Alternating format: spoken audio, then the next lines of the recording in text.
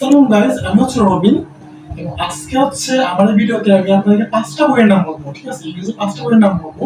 যে পাঁচটা বই পড়ে হচ্ছে আপনার রিডিং স্কিল, আপনার হচ্ছে লিস্টিং আন্ডারস্ট্যান্ডিং করার যে বিষয়টা আছে ওটা প্রথমেই চলে আসবে। ঠিক আছে, সো চলেন হচ্ছে মানে in no time I am going to share 5 books to improve your skills. So let's start. একটা হচ্ছে ডোপামিন ডেটক্স। ঠিক আছে, এই ডোপামিন ডেটক্স বইটা পড়লে হচ্ছে আপনি বই থেকে যেমন অনেকগুলো মেসেজ পাবেন, অনেক কোয়ালিটিশন পাবেন, অনেক কিছু জানতে পারবেন। সেই সাথে হচ্ছে আপনার ইংলিশ স্কিলটা অনেক বেড়ে যাবে। ঠিক আছে, আপনার ইংরেজিতে কোনো রিডিং করার যে বিষয়টা এটা অটোমেটিক চলে আসবে। দ্বিতীয়ত হচ্ছে আপনার রিচ ড্যাড পুয়ার ড্যাড। ঠিক আছে, যারা হচ্ছে সাইকোলজি অফ মানি বিষয়ে অনেক কিছু জানে। ঠিক আছে, যেমন অনেক আছে আমার প্রচুর টাকা ইনকাম করতেছে বা ওরা হচ্ছে মোটামুটি ইনকাম করতেছে, কিন্তু নিচে দেখা যায় ওদের প্রচুর টাকা আছে বাট আমাদের নাই। কেন এটা নাই? আমরা তো প্রচুর টাকা ইনকাম করতেছি, তারপর টাকা না থাকার কারণটা কি? এই বিষয় হচ্ছে এই বইটা আছে রিচ ড্যাড পুয়ার ড্যাড। ঠিক আছে, আপনি পারলে হচ্ছে বইটা পড়ে করতে পারেন ইজি। ঠিক আছে, তারপর হচ্ছে আপনার how to talk to anyone. ঠিক আছে, এটা হচ্ছে লিল লাউন্ডেস নামে একজন মহিলা বইটা লিখেছেন।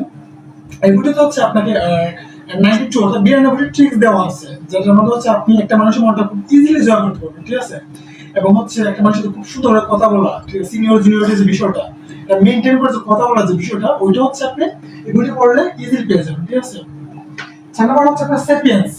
সেপিয়েন্স হচ্ছে আপনার ইউভাল নোয়া হারারি। ঠিক আছে, উনি হচ্ছে আপনার জেরুজালেমের একজন লেখক আর কি।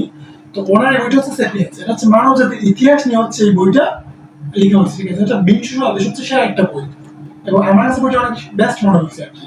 যেমন যে হোমো সেপিয়েন্স অর্থাৎ আমরা মানব জাতি, যেটা হচ্ছে আপনার সায়েন্টিফিক নেম, যেটা বৈজ্ঞানিক নাম যেটা হচ্ছে হোমো সেপিয়েন্স। ঠিক আছে, এই হোমো সেপিয়েন্সের ইতিহাস নিয়ে হচ্ছে এই সেপিয়েন্স বইটা। ঠিক আছে, তো আপনারা হচ্ছে বইটা পড়ে ফেলতে পারেন, খুব ইজিলি বইটা পড়ে ফেলতে পারেন।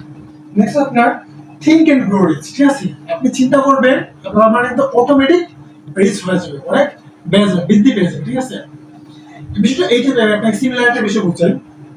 আপনাকে কেউ কিছু বললো যে আপনি একটা বিষয় একটা বিষয় লেখার জন্য বলবেন, কোনো একটা টপিক দিল যে আপনি ওই টপিক কিছু একটা লিখেন।